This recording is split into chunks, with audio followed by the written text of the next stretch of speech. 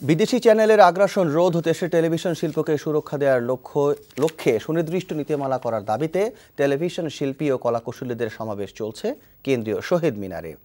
অভিনয় শিল্পী, পরিচালক, প্রযোজক, কলাকুশলী সহ সবার অংশগ্রহণে এ সমাবেশে 5 দফা দাবি তুলে ধরা হয়। M আতিকের report.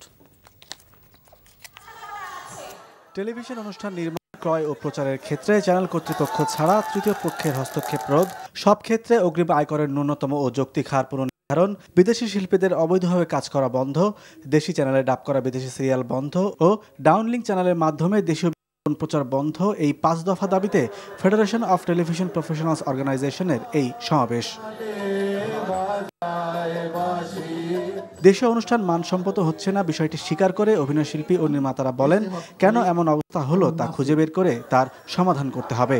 কিছু কিছু ক্ষেত্রে হয়তো ভালো নাটক হচ্ছে, কিছু কিছু চ্যানেল হয়তো শিল্পীদেরকে গুরুত্ব দিচ্ছে, কিন্তু সেটি এতই নগণ্য যে আমার মাঝে মাঝে মনে হয় যে এই দেশে নাট্যকারের আর কোনো প্রয়োজন নেই, এই দেশে নির্মাতার প্রয়োজন নেই, এই দেশে শিল্পীর প্রয়োজন নেই। সুতরাং এই দেশে শিল্প সৃষ্টি হবে কি করে?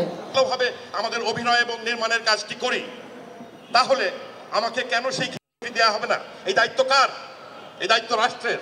আমাকে তিনি সুষ্ঠু নীতিমালা দেবেন এবং সেখানে যদি অনিয়ম হয় সেটাকে তিনি দূর করবেন। যখন দেখি যে একটা নাটক চ্যানেলে প্রচার হচ্ছে এবং ওটা যখন ইউটিউবে চলে যায়, তখন লক্ষ লক্ষ ভিউয়ার্স, 7 লাখ, 3 লাখ, 10 লাখ এরকম ভিউয়ার্স, তার মানে কি নিশ্চয়ই নাটক দেখে। এখন পয়েন্টটা হচ্ছে চ্যানেলে দেখে না, কারণ এখানে অনেক বিজ্ঞাপন থাকে। দেশের টেলিভিশন শিল্পকে বাঁচাতে সরকার ও চ্যানেল মালিকদের প্রতি আহ্বান জানান নাটকের সাথে সংশ্লিষ্টরা।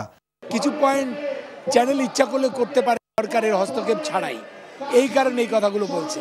কিন্তু অ্যাকচুয়ালি সব সমস্যা, আমরা যে কোনো সমস্যার সমাধান জাতীয় পর্যায়ে কি সরকার ছাড়া করতে পারি? তো সরকারের সহযোগিতা লাগবেই। শিল্পীদের একজোট হয়ে আন্দোলন সফল করারও আহ্বান জানানো হয় সমাবেশ থেকে। M Atik, NTV news, Dhaka.